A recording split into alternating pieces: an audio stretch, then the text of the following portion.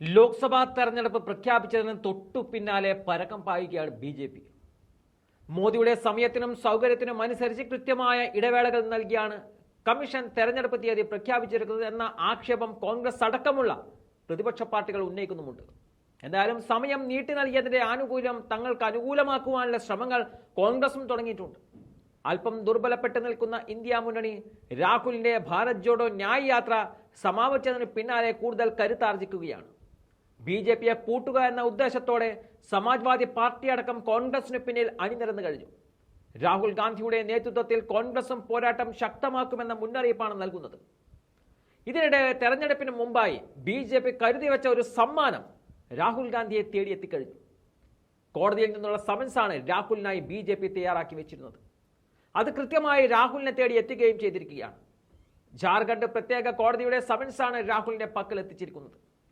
March 27 ഹാജരാകാൻ ആവശ്യപ്പെട്ടാണ് ജാർഖണ്ഡ് പ്രത്യേക കോടതി സമൻസ് അയച്ചിരിക്കുന്നത്. ഏത് കൊലപാതകയ്ക്കും ബി.ജെ.പി അധ്യക്ഷനാകാമെന്നായിരുന്നു രാഹുലിന്റെ പരാമർശം. 2018 രാഹുൽ ഈ പരാമർശം നടത്തിയത്. ഇതിന് പിന്നാലെയാണ് ബി.ജെ.പി കേസ് നൽകിയത്. 6 വർഷത്തിന് ശേഷം കൃത്യമായ ലോക്സഭാ തെരഞ്ഞെടുപ്പ് അടുത്ത വേളയിൽ തന്നെയാണ് ഇതിലെ നിയമ നടപടികളിലേക്ക് കോടതി കടന്നതെന്നും ശ്രദ്ധിക്കേണ്ട വിഷയമാണ്. ബി.ജെ.പി നേതാവ് പ്രതാപ് കത്യാറിന്റെ പരാതിയിലാണ് കോടതി നടപടിയെടുത്തിരിക്കുന്നത്. 2018 കർണാടക സംസ്ഥാന തെരഞ്ഞെടുപ്പിനിടെയാണ് അന്നത്തെ ബി.ജെ.പി അധ്യക്ഷനായ അമിത്ഷാക്കെതിരെ രാഹുൽ ഗാന്ധി പരാമർശം നടത്തിയത്. അപകീർത്തി പരാമർശ കേസിൽ രാഹുൽ ഗാന്ധിയുടെ ഹർജി ജാർഖണ്ഡ് ഹൈക്കോടതി നേരത്തെ തള്ളിയിരുന്നു. ജാർഖണ്ഡിന് പുറമെ സമാനമായ കേസ് ഉത്തർപ്രദേശിലും നിലവിലുണ്ട്. യു.പി സുൽത്താൻപൂർ കോടതിയിൽ രാഹുൽ ഹാജരായി ജാമ്യം നേടിയതാണ്.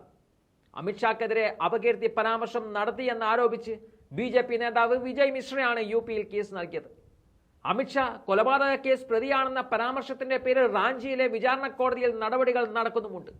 ഇത് റദ്ദാക്കണമെന്നാവശ്യപ്പെട്ട് രാഹുൽ ഹൈക്കോടതിയെ സമീപിച്ചതാണ്. ബി.ജെ.പി നേതാവ് നവീൻ ഷായാണ് ഈ കേസിൽ പരാതി നൽകിയിരിക്കുന്നത്. എന്തായാലും കോടതി വഴി ലോക്സഭാ തെരഞ്ഞെടുപ്പിന് മുമ്പ് ഇന്ത്യ നേതാക്കളെ ഒതുക്കുവാനാണ് ബി.ജെ.പി ലക്ഷ്യമിടുന്നത്. കേസുകൾ പരമാവധി വൈകിപ്പിക്കുക, പിന്നീട് തെരഞ്ഞെടുപ്പുകൾ അടുക്കുമ്പോൾ കേസ് കോടതിയിലെത്തിച്ച് വിധി പറയിപ്പിക്കുക എന്നതാണ് ബി.ജെ.പി തന്ത്രമെന്നും പറയേണ്ടി വരും. നേരത്തെ നമ്മൾ കർണാടകയിലെ കാര്യം കണ്ടതാണ്. കർണാടക തെരഞ്ഞെടുപ്പ് അടുത്ത വേളയിലാണ് വിവാദ പരാമർശത്തിന്റെ പേരിൽ രാഹുൽ ഗാന്ധിയെ ഗുജറാത്ത് കോടതി ശിക്ഷിക്കുന്നത്. തൊട്ടു പിന്നാലെ രാഹുൽ ഗാന്ധിയെ പാർലമെന്റിൽ നിന്നും അയോഗ്യനാക്കിയിരുന്നു. ഒടുവിൽ സുപ്രീം കോടതി വരെ നീണ്ട നിയമ പോരാട്ടത്തിന് ഒടുവിലാണ് രാഹുൽ ഗാന്ധിക്ക് തന്റെ MP സ്ഥാനം തിരികെ കിട്ടിയത്.